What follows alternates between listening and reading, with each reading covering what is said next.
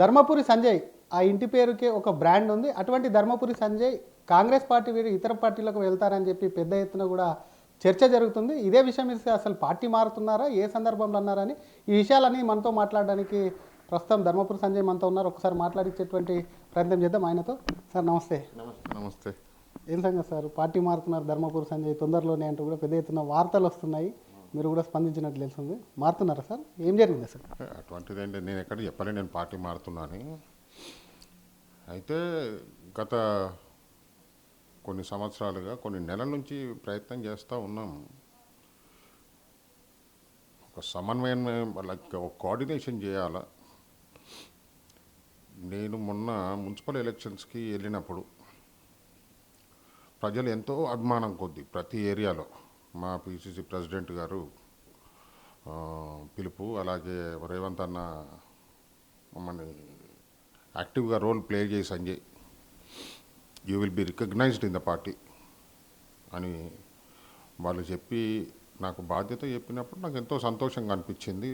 నేను అంతే ప్రేమగా, నాకు నిజామాబాద్కి దత్తపుత్రుడిని, మా నాయన నన్ను పెద్ద కొడుకుగా నిజామాబాద్కి ఎప్పుడో అప్పచెప్పేసిండు.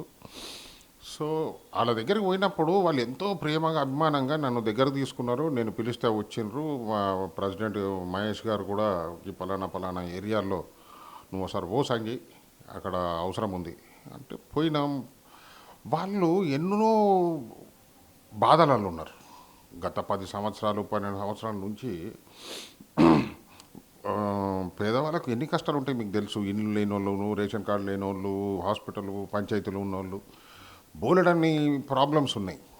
ఆ ప్రాబ్లమ్స్ అన్నీ తీర్చాలి నేను. అవి తీర్చలేకపోతే నాకు రాత్రి నిద్ర పడతలేదు.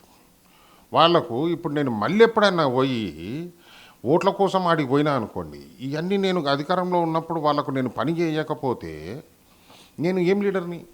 ఈ లీడర్షిప్ ఎందుకు? వాళ్ళ దగ్గరికి నేను మళ్ళీ పోయి ఓట్లు అడిగినప్పుడు వాళ్ళు ఏమని స్పందిస్తారు? ఈ ప్రేమాభిమానం ఏమైపోతుంది? అది తగ్గొద్దు, తద్వారా కాంగ్రెస్ పార్టీకి నష్టం జరగొద్దు అని. అందుకనే నన్ను స్ట్రెంగ్తన్ చేయండి, నన్ను రికగ్నైజ్ చేయండి, దయచేసి నా సేవలు వాడుకోండి అని ప్రొటెస్ట్లో నేను చెప్పడం జరుగుతూ ఉంది. ఎందుకనంటే ఐ హ్యావ్ వెయిటెడ్ ఇనఫ్. నా ఎలాస్టిసిటీ ఫినిష్ అవ్వటానికి వచ్చింది అని ప్రజలు కూడా, మా కమ్యూనిటీ అనే కాదు, మున్నూరు కాపు కమ్యూనిటీ అనే కాదు, బీసీలు అందరూ, మైనారిటీ వాళ్ళు కూడా ప్రతి ఒక్కరు రోజు ఒక 20-30 మంది వచ్చి అన్న ఎప్పుడు ఎప్పుడు ఎప్పుడు అని అడుగుతూ ఉంటే వాళ్ళకి ఏం సమాధానం చెప్పాలని అర్థం కావట్లేదు నాకు. సో దయచేసి నేను అటువంటిది పార్టీది మారటం చేయటం అనేది ఏమీ లేదు. మా నాన్నగారు, నేను చిన్నప్పటి నుంచి పుట్టిందే కాంగ్రెస్ పార్టీలో, మారాల్సిన అవసరం ఇప్పట్లో అంత ఈజీ ఏం కాదు. కానీ దయచేసి నన్ను రికగ్నైజ్ చేయాలని చెప్పి నేను కోరుకుంటా ఉన్నా. తద్వారా నిజామాబాద్ ప్రజలకి నేను న్యాయం చేయగలుగుతాననేది నా ఆకాంక్ష. మీరేమన్నా పార్టీని ఏదన్నా పదవి అడిగారా, లేదంటే వాళ్ళు ఏదన్నా ఇస్తామని గతంలో అష్యూరెన్స్ ఏదైనా ఇచ్చారా పర్టికులర్గా? అట్లాంటిది ఏం లేదు. నేను ఒకటే చెప్తున్నా కదా, రికగ్నేషను, ఇంపార్టెన్సు. పేదవాడు మన ఇంటికి వచ్చినా లేకపోతే నాకు ఫోన్ చేసి ఒక ప్రాబ్లం చెప్తే నేను ఏ ఆఫీసర్ కన్నా ఫోన్ చేసి అతనికి సహాయపడి, ఇదివరకు నేను ఎట్లా పని చేసిన మేయర్గా నా దగ్గరికి 100 మంది వస్తే 99 మంది పని చేయించుకొని పోయి నేను స్పాట్లో పని చేస్తా.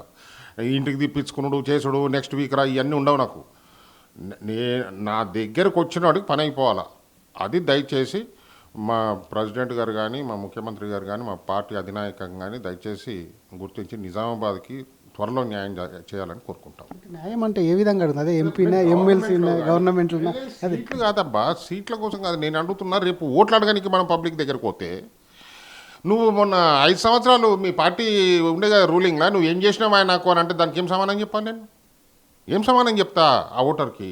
అందుకోసం అని చెప్పి కనీసం ఈ 2 ఏళ్ళన్నా నేను పనిచేసి పబ్లిక్కి న్యాయం చేయగలిగితే రేపు నేను చేతి గుర్తుకి ఓటేయమని చెప్పి నేను గర్వంగా ధైర్యంగా ఓటర్ దగ్గరికి పోయి అడగగలుగుతా. అందుకోసం నాకు అధికారం కావాలా, పార్టీలో రికగ్నిషన్ కావాలా, నాకు గ్రీన్ ఇంక్ కావాలా, పబ్లిక్కి పనిచేసేటట్టు ఉండాలి. అది మొదటగా ఇట్లాంటి విషయాలు బయటకు వచ్చినాయంటే ఇంటర్నల్గా చాలా ఆల్రెడీ మీరు ఫేస్ చేసి ఉంటారు.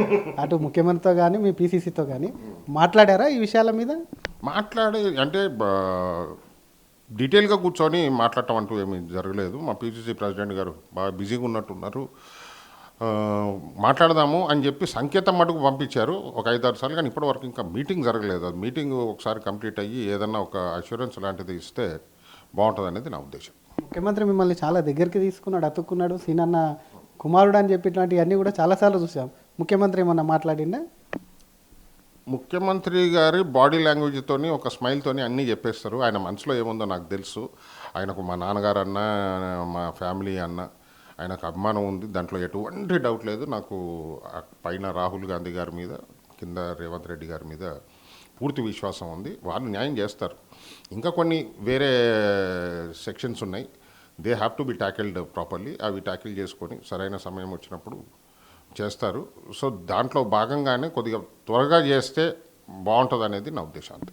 మీ మీద వార్తలు వచ్చినప్పటి నుంచి ఎవరన్నా పార్టీ నుంచి మాట్లాడే ప్రయత్నం చేశారా మీరు? అంటే అసంతృప్తి వ్యక్తం చేస్తున్నప్పటి నుంచి పార్టీ పెద్దలు ఎవరు?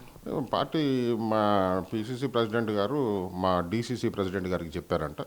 చెప్తే ఆయన 2 సార్లు, నిన్న ఒకసారి, ఈరోజు ఒకసారి మాట్లాడటం జరిగింది. తర్వాత పార్టీలో ఉండే నా మిత్రులు కానీ, శ్రేయోభిలాషులు, నా మంచి కోరుకునే వాళ్ళు నాతోని ఒక 3-4 నాతో మాట్లాడి నాకేం చెప్పాలో నాకు చెప్పిండ్రు. సో అప్పుడు తెలిసింది, నన్ను అభిమానించే వాళ్ళు కూడా 3-4 ఉన్నారు పార్టీలో అని తెలిసింది. కానీ నేను చిన్నప్పటి నుంచి చూస్తుంది, మా ఇంటికి కొన్ని 100 మంది వస్తుండ్రు. మేము ఎవరిని ఇట్లా చేయలే.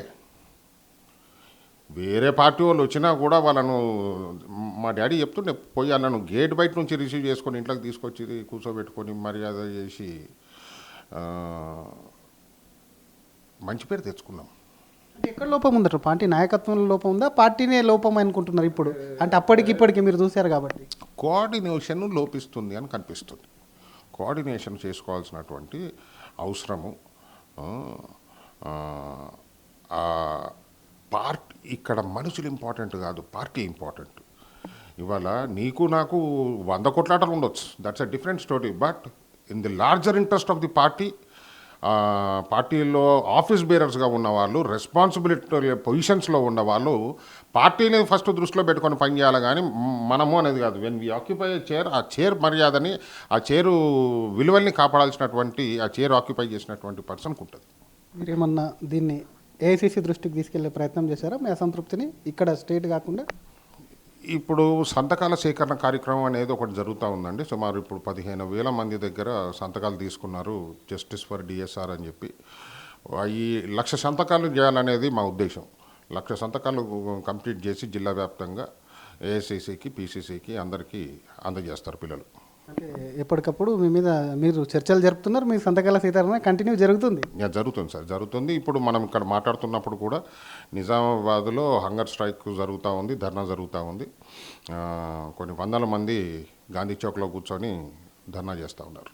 కానీ పదవులకు సంబంధించి కొంత లోకల్ నాయకత్వం అడ్డుకుంటూ ఉంటుంది. ఏ నేతకైనా సరే పైనుంచి ఏ విధంగా మీకు అన్ని రకాలుగా ఉన్నప్పటికీ ఏదైనా లోకల్గా మీకు ఏమైనా అడ్డుపడుతుందని అనుకోవచ్చా? అది ఇక లోకల్గా పడుతున్నారా, ఎక్కడ పడుతున్నారో నాకు తెలియదు. కానీ మొత్తానికి హర్డిల్స్ అయితే ఉన్నాయి, ఒక్కొక్కటి అధిగమించుకుంటూ వస్తున్నా. సరే, పైవాడి సహాయంతో మా హైకమాండ్ ఎన్నడో సరైన సమయాన్ని చూసి హర్డిల్స్ అన్నిటినీ జరిపి నా సర్వీసెస్ని రికగ్నైజ్ చేస్తుందని నేను అనుకుంటా ఉన్నా. జీవన్ రెడ్డి గారితో మీకు అనుబంధం ఉందా సార్ బాగా? జీవన్ రెడ్డి గారితో? జీవన్ రెడ్డి గారు మా డాడీ ఇద్దరు ఒకటే కాలేజ్ మేట్స్. ఆయన మన ఇంటికి వచ్చిండ్రు, నా చిన్నప్పటి నుంచి చూస్తున్నాం. మన డాడీకి మంచి మిత్రులు. నేను అనుకుంటా 1 ఇయర్ జూనియర్ కావచ్చు మా నాన్నగారికి, నిజాం కాలేజీలో. మాకు చాలా ఆప్తుడు, సీనియర్ జెంటిల్మెన్, పెద్ద అగ్రెసివ్గా వెళ్ళే వ్యక్తి కాదు, సౌమ్యుడు అనేది ఆ ప్రాంతంలో తనకున్నటువంటి పేరు. అట్లా మాకు చాలాసార్లు చూసాం, కలిసాం. కాబట్టి ఆయనతో మంచి అనుబంధం ఉంది నాకు.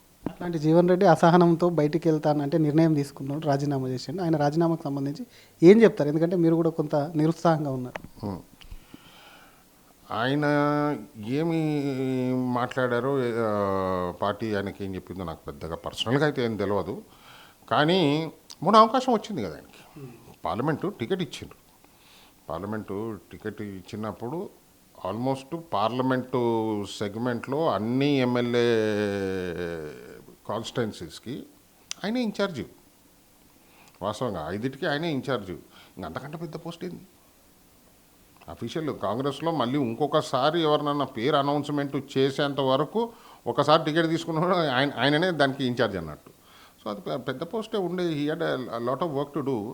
అసలు జీవన్ రెడ్డి గారే ఈ డిస్టర్బెన్సెస్ ఏమైతే ఉన్నాయో లీడర్ల మధ్యలో, ఆయన పెద్ద మనిషి, ఆయనకి వయసు ఉంది, ఎక్స్పీరియన్స్ ఉంది, టాలెంట్ ఉంది, అన్నీ ఉన్నాయి. అన్నీ ఉన్నప్పుడు ఈ నిజామాబాద్ పార్లమెంట్ సెగ్మెంట్లో ఎవరెవరికి ఏమేమి ఇబ్బందులు ఉన్నాయో అందరినీ పిలిచి కూర్చోబెట్టి ఒక దగ్గర కూర్చోబెట్టి మాట్లాడేది ఉండే. ఏం బాబు మీకేం ప్రాబ్లం ఉంది అని చెప్పి కూర్చొని మాట్లాడబెట్టుంటే ఈరోజు ఈ పరిస్థితి ఉండకపోతుండే కదా. ఆయన కూడా పెద్ద మనిషిగా కోఆర్డినేషన్ మిస్ చేసుకున్నాడు. చేసుంటే బాగుంటుండే. ఎందుకంటే మీరు పార్లమెంటు మెంబరు, ఇప్పుడు ఉన్న లీడర్ల కంటే ఆల్మోస్ట్ అందరికంటే పెద్ద వయసులో కూడా ఆయన పెద్ద, ఆయన సీనియరు, మా డాడీ తోటోడు. ఆయన చేసేది ఉండే అట్లా. ఆయన జాగాలో ఉంటే నేను బరాబరా పని చేయద్దు. జనరల్గా అసంతృప్తితో ఉన్నాడని తెలియగానే పార్టీలు, వేరే పార్టీలు, అది బీజేపీ కావచ్చు, బీఆర్ఎస్ కావచ్చు, ఇతర ఏ పార్టీలైనా కావచ్చు, వెంటనే ఆ క్యాండిడేట్కు ఫోన్ చేస్తుంటాయి, రమ్మని ఆహ్వానిస్తుంటాయి. మీరు కొంత అసంతృప్తి గురి కాగానే ఏమన్నా పార్టీలు ఫోన్ చేసినా జనరల్గా చేస్తుంటారు. నా గురించి తెలిసిన వాళ్ళు చెయ్యరు. ఇప్పుడు రాజకీయ కోణంలో కొంత సాహసం చేస్తుంటారు అనేది. ఒకళ్ళిద్దరు చేసిండ్రు, చేసి మాట్లాడింది, కానీ అది ఇప్పుడు సందర్భం కాదు, అది మాట్లాడుకోవాల్సిన అవసరం లేదు. పర్సనల్గా నా మీద అభిమానం ఉన్నోళ్ళు, లేకపోతే నా పనితనం తెలిసిన వాళ్ళు ఒకళ్ళిద్దరు ఇన్వైట్ చేసిండ్రు. వాళ్ళకు అది నేను థ్యాంక్ యూ అనే చెప్పిన. మీరు నా మీద అభిమానం కొద్దిగా, ప్రేమ కొద్దిగా ఫోన్లు చేసారు, థ్యాంక్ యూ అని చెప్పిన. అంత ఎందుకు అడుగుతున్నామంటే జీవన్ రెడ్డితో పాటు వెళ్తారు అది ఇది అనేది కూడా మరి ప్రచారం ఎవరు చేస్తున్నారో తెలియదు, కానీ బాగానే బయటకు వచ్చిందని నాకు అందుకే. మీ అంకుల్ మాట్లాడినారా పోనీ ఇట్లా జరిగిన తర్వాత జీవన్ రెడ్డి అంకుల్? లేదు, తను మాట్లాడలేదు, తను చేయలే ఫోను. మా పార్టీలో ఉండే నాయకులు, సీనియర్లు వాళ్ళే నా ఒపీనియన్ తీసుకున్నారు, నాకు చెప్పాల్సింది చెప్పిండ్రు. బయట పార్టీ వాళ్ళు ఒకళ్ళిద్దరు చేసిండ్రు, కానీ వాళ్ళ సానుభూతి అది తెలియజేసారు అంతవరకు. ఒక మాట ఏం చెప్తారు సార్ పార్టీకి సీరియస్గా? ఎందుకంటే మీరు బయటికి వచ్చింది సంతకాల సేకరణ దాదాపుగా 15,000 మంది, 1,00,000 మందికి పోతున్నారు. పార్టీకి నిక్కాసుగా పనిచేస్తున్నారు. మీరు ఏం చెప్పాలనుకున్నారు? ధైర్యంగా ఒకటే మాట సూటిగా చెప్పండి. పార్టీకి కానీ, సీఎం కానివ్వండి, అక్కడ ఉన్నటువంటి ఏఐసీసీకి కానివ్వండి, ఇక్కడ ఉన్న మీ పీసీసీకి, మీ జిల్లాకు చెందినటువంటి వ్యక్తి. నార్దర్న్ తెలంగాణ, ఆదిలాబాద్, నిజామాబాద్, కరీంనగర్ 3 పార్లమెంట్లు ఓడగొట్టుకున్నాం మనం 2 సార్లు. మేలుకోవాల్సిన అవసరం ఉంది, టైం వచ్చింది, 2 ఇయర్సే ఉన్నాయి. అక్కడ మనం సెంట్రల్లో ఉండే పార్టీని ఢీ కొట్టాలా అంటే బలమైన నాయకులు కాంగ్రెస్ పార్టీకి అవసరం. ప్రతిరోజు రాత్రింబవళ్ళు కష్టపడి ఓటర్ల మనసు మార్చుకొని మన వైపు తిప్పుకోవాల్సిన అవసరం ఉంది. దానికి గట్టి నాయకులు అవసరం. అటువంటి నాయకులను రికగ్నైజ్ చేసి పోయినసారి జరిగినటువంటి మిస్టేక్ మరొకసారి జరగకుండా ఈ 3 ప్రాంతాల్లో 3 పార్లమెంటు సీట్లు, అసెంబ్లీ సెగ్మెంట్లు గెలుచుకోవాల్సిన అవసరం ఉంది. అందుకని వీలైనంత తొందరగా మేలుకొని నాలాంటి నాయకుల్ని 3 జిల్లాల్లో రికగ్నైజ్ చేసుకొని వారిని త్వరగా పనిలో పెట్టమని చెప్పేసి నా వినాలి.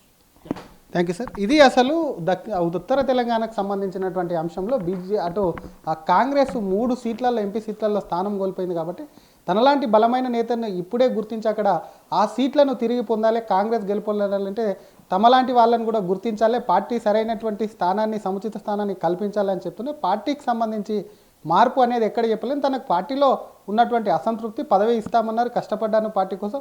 మొన్న జరిగినటువంటి మేయర్ ఎన్నికల కోసం కూడా ఎక్కడ పార్టీ చెప్తే అక్కడ కూడా పని చేశాను. పని చేయడం కాకుండా మేయర్ పీఠం దక్కేలా కూడా కృషి చేశాను. కాబట్టి తనకు సంబంధించిన తన అభిమానుల నుంచి ఒత్తిడి వస్తుంది. ఎక్కడ కూడా తనకు కార్యకర్తలు తన నమ్ముకున్న వాళ్ళకు పని చేయలేకపోతున్నారు, తనకు ఏ పదవి లేనందున. కాబట్టి డెఫినెట్గా పార్టీ సముచిత స్థానం కల్పించాలి, ఇదే డిమాండ్. పార్టీ ఆలోచన అనేది కూడా కొంత పుకాలరే వస్తున్నాయి, దాని మీద ఇప్పుడే స్పందించలేని అని చెప్పి కూడా అటు కాంగ్రెస్ సీనియర్ నేత ధర్మపురి సంజయ్ అంటున్నారు. అసలైన తొలి వెలుగు. ఫాలో వాట్సాప్ @తొలి వెలుగు official.